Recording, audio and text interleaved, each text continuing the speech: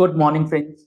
GST platform के YouTube channel में आप सभी का स्वागत है। जी हाँ फ्रेंड्स, फाइनेंशियल ईयर 23-24 और फाइनेंशियल ईयर 23-24 के सब्सिक्वेंट जो हमारा असेसमेंट ईयर है 24-25, जिसकी इनकम टैक्स रिटर्न अब फाइल होने का समय काफी नजदीक आ गया है, तो इसके अंदर डेट्स को लेकर के बहुत ज्यादा कंफ्यूजन है।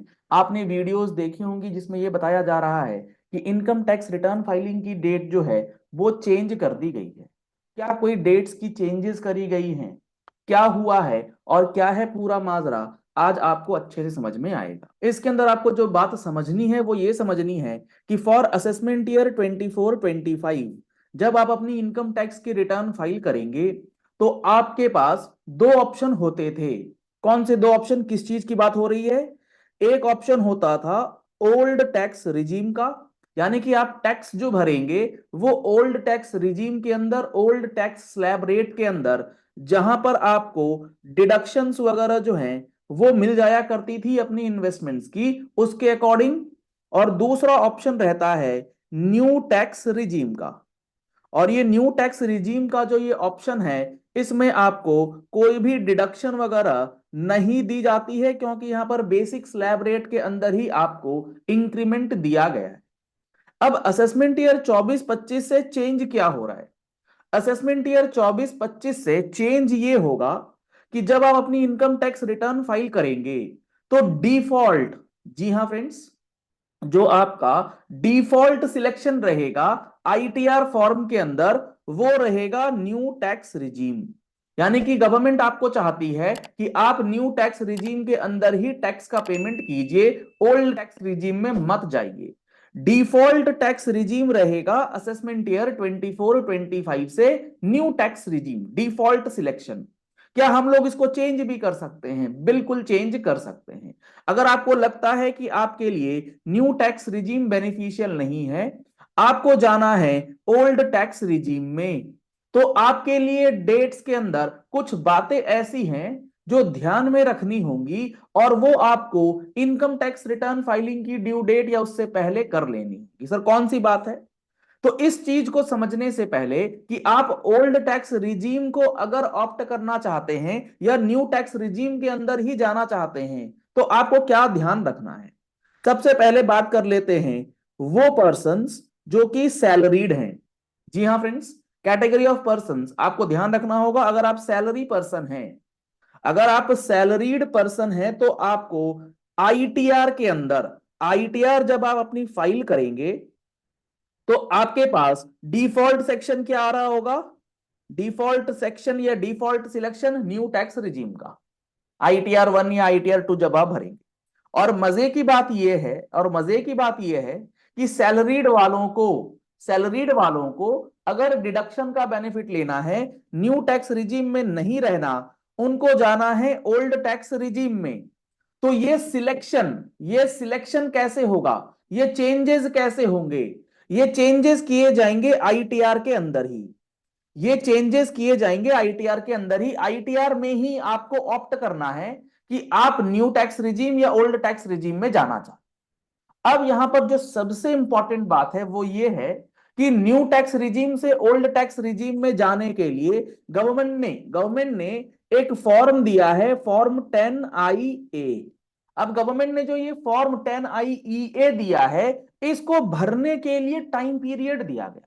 गवर्नमेंट कहती है कि आपको ये वाला जो फॉर्म है, आपको ये वाला जो फॉर्म है वो कब तक भर देना है? वो भर देना है रिटर्न फाइलिंग की ड्यू डेट से पहले पहले। फॉर्म 10IA जो है वो किसके लिए है? वो है कि आप न्यू टैक्स से ओल्ड टैक्स में जाना चाहते हैं, तो आपको इसकी फाइलिंग कर देनी है रिटर्न फाइलिंग की ड्यू डेट या उससे पहले।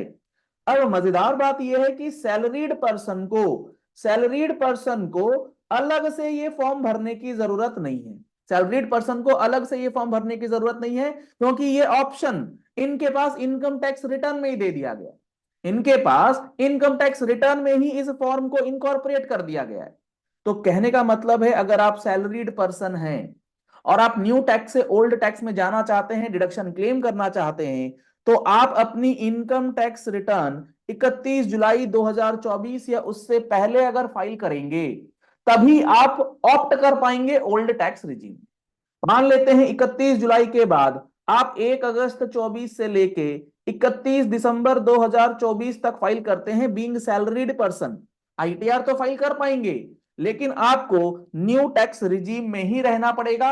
आपके लिए ओल्ड टैक्स रिजीम का ऑप्शन नहीं होगा, क्योंकि वो करने के लिए आपको ऑप्ट इन करने का जो टाइम था वो कब तक था, 31 जुलाई 24, 10 IEA के मदद से। और 10 IEA आईटीआर फॉर सैलरीड के केस में रिटर्न के अंदर ही इंक्लूडेड है, तो रिटर्न भरी जाएगी, दैट मींस कि 10 IEA जो है वो भर चुकी है।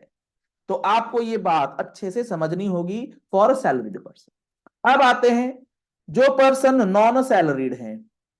जी हाँ फ्रेंड्स, जो पर्सन नॉन सैलरीड हैं उनके लिए आईटीआर के अंदर ये 10 IEA का ऑप्शन नहीं है, मतलब आईटीआर के अंदर इनकॉर्पोरेटेड नहीं है, ये एक सेपरेट फॉर्म है, आपको सेपरेटली इस फॉर्म को फाइल करना पड़ेगा, यही फर्क है। सैलरीड के केस में सेपरेट नहीं है, वो आईटीआर में इंक्लूडेड है, इसीलिए आईटीआर का ड्यू डेट में फाइल होना जरूरी। लेकिन नॉन बिजनेस के केस में क्योंकि आईटीआर सेपरेट जानी है, ये फॉर्म अलग से जाना है। तो अब आपको यहां पर क्या ध्यान रखना है, अगर आप नॉन सैलरीड पर्सन हैं तो आपकी जो इनकम टैक्स की रिटर्न है, अगर आप नॉन ऑडिट वाले हैं तो 31 जुलाई है।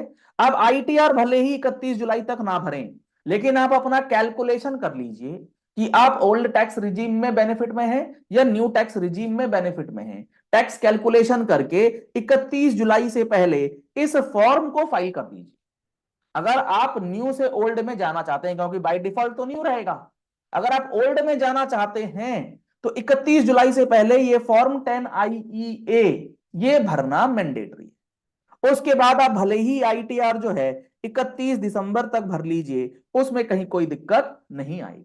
लेकिन अगर आपने 10 IEA 31 जुलाई तक नहीं भरा, अब आप आईटीआर जब भरेंगे 31 दिसंबर तक, तो 31 जुलाई के बाद आप ये वाला जो ऑप्टिंग वाला फॉर्म है इसे फाइल नहीं कर पाएंगे, ये आपको अलाउ नहीं किया जाएगा और आपको न्यू टैक्स रिजीम के अंदर ही विदाउट एनी डिडक्शंस ही रिटर्न जो है वो फाइल करनी होगी।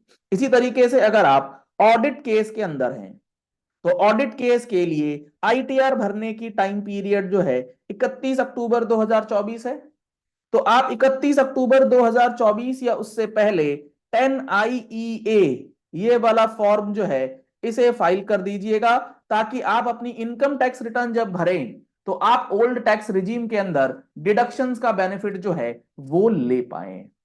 तो ये जो चेंजेस हैं आईटीआर की डेट के अंदर, ये बेसिकली लिंक कर दिया गया है फॉर्म 10 IEA की फाइलिंग की वजह से। तो यहां पर काफी लोग कंफ्यूज भी कर रहे हैं आप लोगों को कि रिटर्न की डेट चेंज हो गई है, नहीं हुई है रिटर्न की डेट, लेकिन रिटर्न के अंदर जो आपको टैक्स का कंप्यूटेशन करना है, उस कंप्यूटेशन के लिए रिजीम जो आपको सिलेक्ट करना है ओल्ड या न्यू, इसको करने के लिए ड्यू डेट का आपको ध्यान रखना बेहद जरूरी है। नहीं तो आप न्यू से ओल्ड में नहीं जा पाएंगे, आप अपने डिडक्शंस का बेनिफिट जो है वो नहीं ले पाएंगे।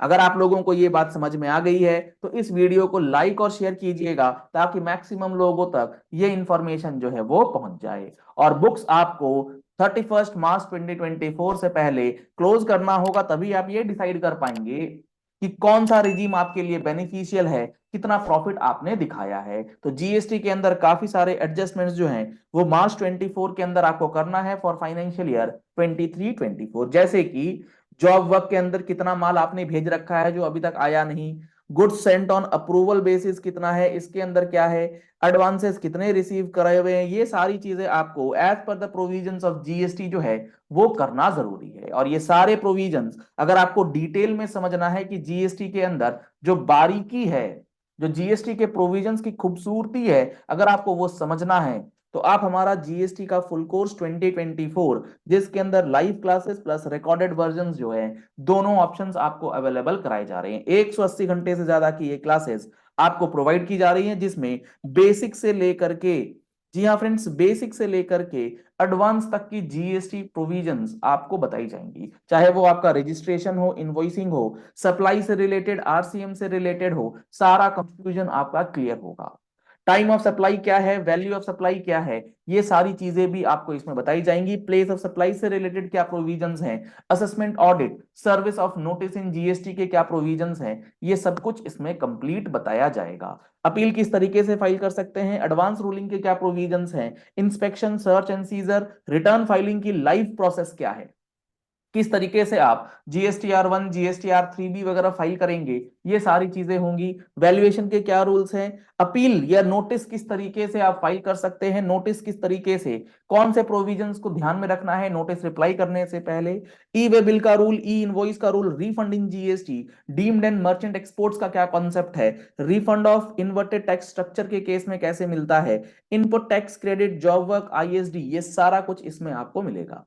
रियल एस्टेट के अंदर किस तरीके से टैक्सेशन होता है, किस तरीके से TDRs और जो लीज का अग्रीमेंट वगैरह होता है, ज्वाइंट डेवलपमेंट अग्रीमेंट्स में किस तरीके से टैक्सेशन किया जाता है, कब टैक्स भरना होता है, ये सारी बातें आपको मिलेंगी। कॉम्पोजिशन स्कीम है, पेमेंट ऑफ टैक्स है, each and every section of GST will be covered. तो आप इन कोर्स को अगर इस कोर्सेज को अगर आप ज्वाइन करना चाहते हैं तो नंबर्स आपको स्क्रीन पे दिए गए हैं, इन नंबर्स पे कॉल करके, व्हाट्सएप करके आप इस कोर्स को ज्वाइन कर सकते हैं, या फिर आप हमारी वेबसाइट web.gstplatform.com इस पे विजिट कर सकते हैं और अपने आप को इस कोर्स में एनरोल करा सकते हैं। अगर आप पहली बार हमारे YouTube चैनल पर लॉग इन करके आए हैं तो आप हमारे चैनल को सब्सक्राइब और फॉलो जरूर कर लीजिएगा ऐसी ही इंपॉर्टेंट वीडियोस के लिए। Thank you.